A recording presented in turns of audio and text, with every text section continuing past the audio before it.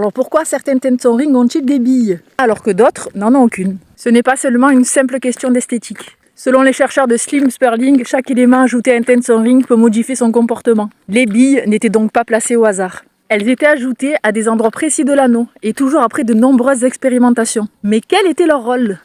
Selon Slim, elles servaient avant tout de point de focalisation du champ des Tensor-Rings. Autrement dit, elles étaient censées influencer la façon dont le champ se répartissait autour de l'anneau.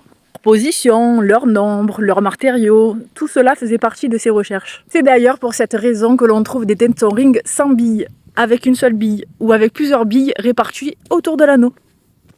Pour Slim, chaque configuration répondait à un objectif différent. Ce n'était pas une décoration ajoutée à la fin. Elle faisait partie de la conception de l'outil. Et alors, pourquoi trouve-t-on aussi des sphères, des pyramides ou d'autres formes géométriques au centre? Selon ceux qui ont poursuivi ces recherches, ces formes auraient-elles aussi un rôle bien précis? Et c'est ce que nous verrons dans la prochaine vidéo. Abonne-toi et laisse à nouveau le vent te guider jusqu'à moi. À bientôt, bis bis!